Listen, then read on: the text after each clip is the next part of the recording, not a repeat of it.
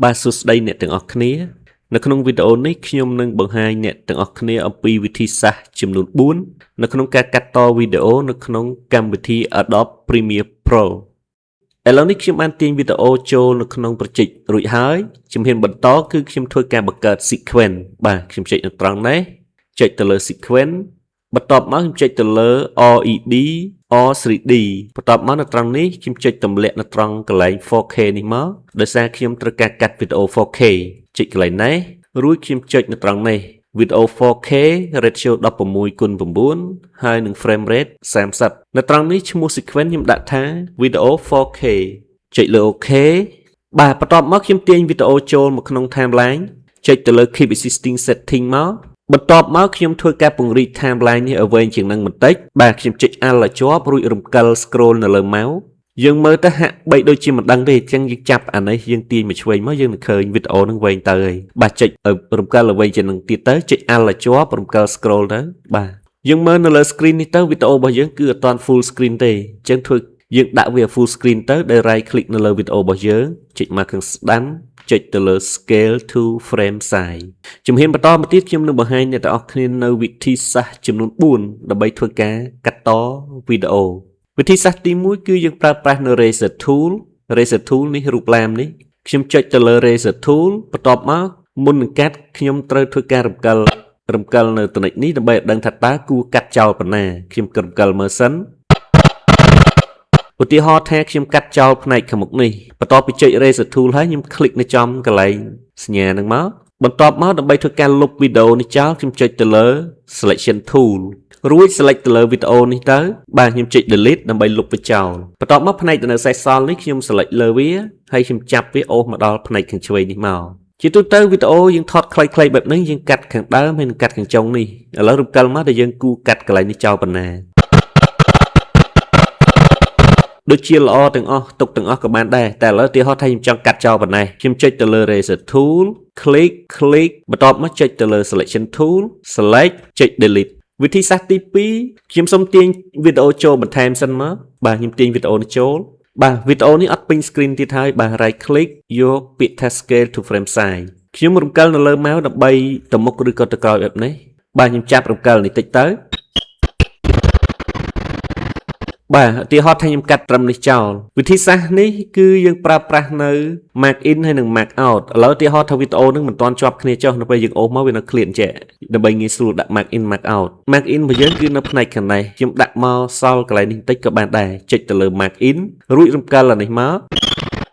ឧទាហរណ៍ថាខ្ញុំចង់កាត់ត្រឹមនេះយើងកំណត់ mark out នៅកន្លែងហ្នឹងមកបាទចុចលើ mark out រួចធ្វើការកាត់វាចោលដើម្បីកាត់យើងមាន2 tool មួយនេះ leave ហើយនឹងមួយនេះគឺ extract បើសិនជាយើងចុច leave វីដេអូនឹងកាត់ចោលបាត់ហើយប៉ុន្តែវាទុកនៅចន្លោះទទេនៅកន្លែងហ្នឹងខ្ញុំ control Z មកវិញបើយើងប្រើប្រាស់នៅ tool មួយនេះទៀត extract នេះវាកាត់វីដេអូដែរតែវីដេអូដែលយើងកាត់ហ្នឹងគឺវាទាញមកភ្ជាប់តែម្ដងអានេះនៅក្នុងករណីវីដេអូវានៅ clear បើសិនជាវីដេអូនឹងវានៅជាប់មកដល់នេះគឺវាទាញមកផ្ចិតនៅហ្នឹងតែម្ដងឥឡូវខ្ញុំឧទាហរណ៍កន្លែងនេះឲ្យមើលមួយទៀតឧទាហរណ៍ខ្ញុំកំណត់ mark in នៅត្រង់នេះចុច mark in click កន្លែងនេះខ្ញុំចុច mark out មានន័យថា mark in ទៅ mark out ហ្នឹងគឺជាចំណុចចាប់ផ្ដើមនិងចំណុចបញ្ចប់នៅពេលដែលខ្ញុំចុចយក leave វីដេអូរបស់យើងកាត់បាត់ហើយប៉ុន្តែវីដេអូនេះគឺវានៅខាងនេះដដែលវាអត់មកភ្ជាប់ឲ្យយើងទេខ្ញុំ control Z ត្រឡប់ថយក្រោយខ្ញុំអត់យកជម្រើសនេះទេខ្ញុំយកជម្រើសទី2នេះគឺ extract នៅពេលខ្ញុំចុច extract ទៅវីដេអូមិញហ្នឹងគឺកាត់ចោលបាត់ហើយវីដេអូដែលនៅសេសសល់គឺវាទាញយកមកភ្ជាប់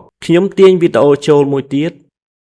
វីដេអូនេះអត់តាន់ full ទេបាទ right click លើវាយកពាក្យថា scale to frame size របៀបទី3នេះគឺយើងប្រើប្រាស់នៅ selection tool តែម្ដងយើងមិនបាច់ប្រើ tool សម្រាប់កាត់អីទៀតទេបាទខ្ញុំចុច Alt បរិយានេះឲ្យវែងតិចទៅបន្ទាប់មកខ្ញុំដាក់ click នៅនេះរំកិលមើលទីតាំងណាដែលគួរកាត់ចោលខ្ញុំឧទាហរណ៍ថាខ្ញុំកាត់ចោលប៉ុណ្ណេះខ្ញុំមិនបាច់យក tool អីមកកាត់ទៀតទេខ្ញុំគ្រាន់តែប្រើ selection tool រួចចូលលចំវីដេអូនេះហើយខ្ញុំអូសមកឲ្យស្មើទៅនឹងតនិចរបស់យើងនេះមកជាការស្រេចសលេងក៏ដូចគ្នាទាញវាចូលអញ្ចឹងមកវីដេអូនេះគឺកាត់បាត់ហើយខាងនេះក៏ដូចគ្នា ឧទាហរណ៍ខ្ញុំចង់កាត់ចោលប៉ុណ្ណេះទាញវាចូលទៅជាការស្រេចនិយាយទៅការកាត់វីដេអូបែបនេះគឺសំដៅទៅលើវីដេអូដែលយើងថតខ្លីៗធ្វើបែបហ្នឹងទៅលឿនកាត់ក្បាលកាត់កន្ទុយហើយបាទខ្ញុំ select មកខ្ញុំយកមកដាក់ភ្ជាប់វីដេអូរបស់យើងនេះវិញរបៀបភ្ជាប់យើងអាចចាប់អូសមកអញ្ចឹងក៏បានឬក៏អ្នកទាំងអស់គ្នាអាចធ្វើការ right click នៅកន្លែងតនេនេះក៏បានដែរ right click យកពាក្យថា report delete អញ្ចឹងទៅវីដេអូហ្នឹងវាមកភ្ជាប់នៅវីដេអូរបស់យើងនៅកណ្ដាលហើយខ្ញុំសូមទាញវីដេអូនេះចូលវីដេអូនេះដោយសារតែខ្ញុំថត screen ទំហំ 1080 អញ្ចឹងមកដាក់នៅលើ sequence 4K វាឃើញតូចអញ្ចឹងហើយតែមិនថ្មីទេអានេះដោយសារយើងកាត់តវីដេអូហ្នឹងវាមានវីដេអូចម្រុះអញ្ចឹងយើងប្រីកវាពេញ screen ទៅ right click យកពាក្យថា scale to frame size យកល្អបើអ្នកទាំងអស់គ្នាកាត់តវីដេអូទំហំ 1080 យើងគួរតែបង្កើត sequence ទំហំ 1080 ដែរទៅ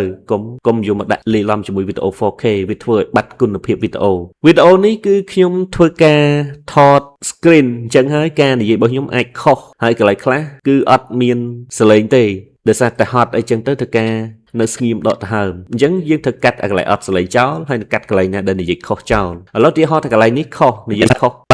វិធីសាស្ត្រទី4នេះគឺខ្ញុំនឹងបង្ហាញអ្នកទាំងអស់គ្នាពីរបៀបកាត់វីដេអូដោយប្រើប្រាស់ shortcut key shortcut key អ្នកទាំងអស់គ្នាអាចប្រើប្រាស់វិធីសាស្ត្រខាងលើនេះក៏បានដែរខ្ញុំសូមឧទាហរណ៍ម្ដងទៀតឧទាហរណ៍ខ្ញុំដាក់នៅត្រង់នេះខ្ញុំចង់ចុចប្រើប្រាស់ shortcut key នេះ mark in គឺអក្សរ I មិនបាច់យកមកទៅចុចនៅក្នុងក៏បានដែរខ្ញុំចុចអក្សរ I វានឹងបង្កើតចំណុចចាប់ផ្ដើមបន្ទាប់មកចំណុចនេះឧទាហរណ៍ខ្ញុំដាក់នៅត្រង់នេះឬក៏ដាក់នៅត្រង់នេះបន្ទាប់មកខ្ញុំចង់ចុច mark out ដើម្បីធ្វើការបញ្ចប់នៅសញ្ញា mark របស់យើងហ្នឹងអញ្ចឹងដើម្បីបញ្ចប់គឺចុចអក្សរ O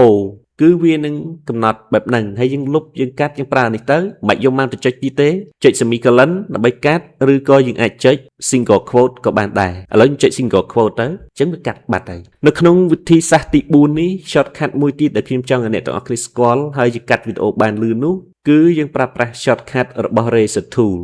Tool គឺនៅកន្លែងនេះគេអត់បង្ហាញជា shortcut ឲ្យយើងមើលទេប៉ុន្តែ shortcut របស់វាគឺអក្សរ C ឧទាហរណ៍ថាខ្ញុំចង់កាត់កន្លែងអត់សលេងនេះចោលនេះអញ្ចឹងខ្ញុំចុចអក្សរ C ទៅខ្ញុំមិនបាច់មកចុចលើនេះទៀតទេចុចអក្សរ C ទៅគឺវា select អានឹងអូតូហើយតែមិនបាច់ទៅចុចទេបន្ទាប់មកយើងអាចកាត់បាននេះកាត់ប៉ុណ្ណឹងទៅដាច់ហើយកាត់ទាំងលើទាំងក្រោមក៏បានកាត់តែលើក៏បានដែរបន្ទាប់មកដើម្បីធ្វើការកាត់ចន្លោះនេះចោលខ្ញុំ click ឬក៏រំកិលអាតនិចនេះមកដល់កន្លែងនេះមកដើម្បីធ្វើការកាត់វីដេអូនឹងចោលហើយឲ្យផ្ចិតវីដេអូនឹងមកវិញគឺគេចុចអក្សរ Q ចុច Q ទៅវាកាត់ហើយឧទាហរណ៍កន្លែងនេះមួយទៀតចុចអក្សរ C ទៅជាទូទៅ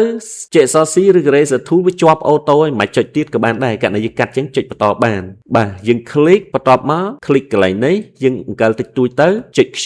ដើម្បីធ្វើការកាត់ហើយនឹងភ្ជាប់វីដេអូនឹងមកវិញនេះគឺជាវិធីសាស្ត្រទាំង4នៃការកាត់តវីដេអូនៅក្នុងកម្មវិធី Adobe Premiere Pro